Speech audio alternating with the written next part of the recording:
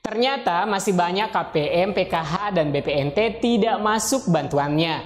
Apakah kira-kira masih bisa berharap akan cair lagi? Kabarnya mekanisme pencairan di PKH maupun BPNT berubah lagi. Apakah ini penyebab KPM hingga sekarang belum menerima bantuan PKH dan BPNT?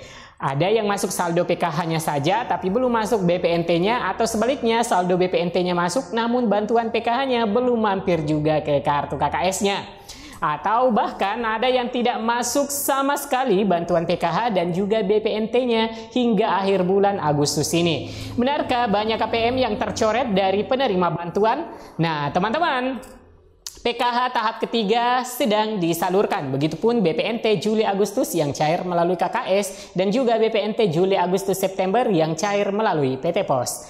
Namun, maaf, ada kelompok KPM yang resmi sebagai nama penerima dicoret dari bantuan sosial seperti PKH, BPNT, dan juga Bansos PBI di bulan Agustus 2023. Apakah teman-teman termasuk dari salah satu penerima seperti PKH, BPNT, dan juga Bansos PBI ini yang dikeluarkan? Simak penjelasannya hingga tuntas. Kita intro dulu.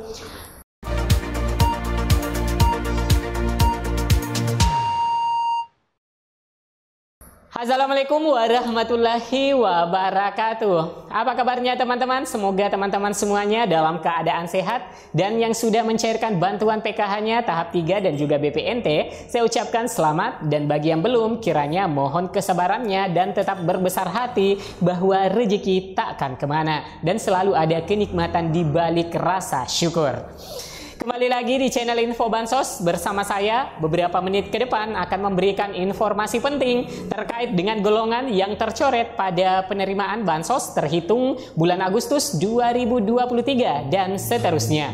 Bagi teman-teman yang ingin selalu mendapatkan informasi terbaru mengenai penerima bantuan pemerintah dan subsidi untuk masyarakat Indonesia, pastikan sudah subscribe dan nyalakan lonceng notifikasinya di channel Info Bansos. Baik teman-teman, di sini pada kesempatan berbahagia ini saya akan membahas informasi yang sangat penting terkait dengan golongan yang diputuskan bantuannya, baik itu PKH tahap 3 juga BPNT pada periode triwulan ketiga saat ini. Ternyata pada bulan Agustus tahun 2023 ini, KPM yang biasanya menerima bantuan secara rutin, namun pada periode salur triwulan ini, maaf, tidak akan mendapatkan bantuan sosial. Jadi, ada beberapa keluarga penerima manfaat ataupun KPM yang akan dicoret kepesertaannya untuk mendapatkan bantuan sosial ya, teman-teman.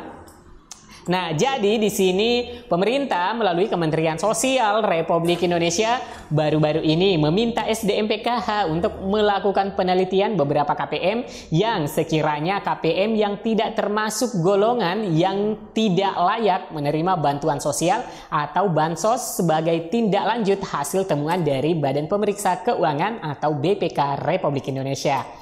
Nah, hal ini pernah dilaksanakan pula di awal tahun 2023. Badan Pemeriksa Keuangan Republik Indonesia, di mana sebelumnya BPK ini menemukan lebih dari 10.000 keluarga penerima manfaat atau KPM penerima bantuan sosial atau bansos tidak tepat sasaran dari Data Terpadu Kesejahteraan Sosial atau DTKS. Nah, jika selama ini kebanyakan keluarga penerima manfaat atau KPM tidak cair bantuannya, itu disebabkan karena data kependudukannya itu tidak padan dengan Dukcapil maupun dengan DTKS. Namun, komponen pendidikan yang tidak padan antara Dukcapil maupun komponen pendidikan yang tidak padan antara Dukcapil, DTKS maupun data Dapodiknya.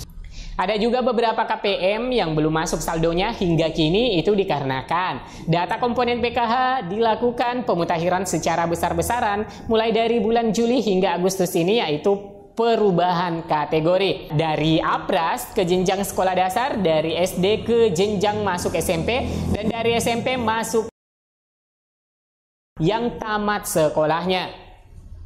Nah, karena bantuan PKH khususnya komponen pendidikan itu didasarkan dari keaktifan data Dapodik anak sekolah, maka kemungkinan banyak data anak sekolah yang baru masuk ke jenjang pendidikan lebih tinggi belum terbaca di sistem. Atau bisa jadi anak yang baru masuk ke sekolah barunya belum terdata pada data Dapodiknya di sekolah. sehingga memungkinkan bantuan bagi anak sekolah tidak tercover atau tidak masuk bantuannya. Atau bisa juga bantuan tidak sesuai dengan jenjang sekolahnya karena belum ada update data dari data Dapodik di sekolahnya. Dan yang lebih mengkhawatirkan ketika KPM hanya memiliki satu kategori saja, namun setelah penarikan data bayar di sistem, malah komponen anak sekolahnya itu tidak terbaca di sistem, maka memungkinkan bantuan tidak masuk. Nah, mungkin teman-teman ada yang mengalami saat ini bantuan belum masuk atau tidak sesuai dengan kategori sekolahnya saat ini. Itu dikarenakan kategori anak sekolahnya tersebut baru saja ke jenjang sekolah yang baru atau yang lebih tinggi. Semoga saja hal yang seperti ini ada penyelesaiannya dan KPM bisa kembali menerima bantuannya. Amin. Nah, teman-teman, kasus lain yang menyebabkan bantuan tidak masuk bukan dari penyebab data saja tidak padan atau bukan karena persoalan beda NIK, beda nama dengan KK dan KTP-nya, tetapi karena predikat yang melekat pada KPM tersebut. Nah, baru-baru ini dari informasi dari Siksenci ada KPM yang tidak lagi menerima bantuan dan mutlak keluar dari DTKS. Tertera KPM tersebut adalah sebagai penerima. Yang pertama itu non-DTKS keluarga PPU atau gaji di atas UMP.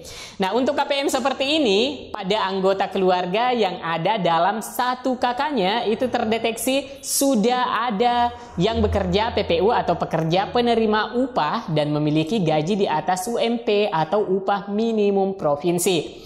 Nah, kalau UMP ini ditetapkan oleh gubernurnya teman-teman, jadi bisa saja setiap provinsi memiliki UMP yang berbeda-beda. Lalu yang kedua, non-DTKS keluarga tidak layak pemerintah daerah. Untuk keluarga yang masuk dalam kelompok ini adalah KPM yang sudah sejahtera dan dianggap mapan oleh pemerintah daerah.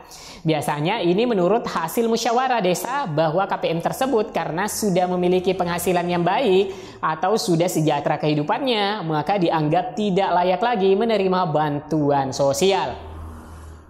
Nah, yang ketiga, non-DTKS keluarga ASN, Polri, TNI. Nah, golongan masyarakat yang ada dalam kartu keluarganya ada yang menjadi aparatur sipil negara ASN.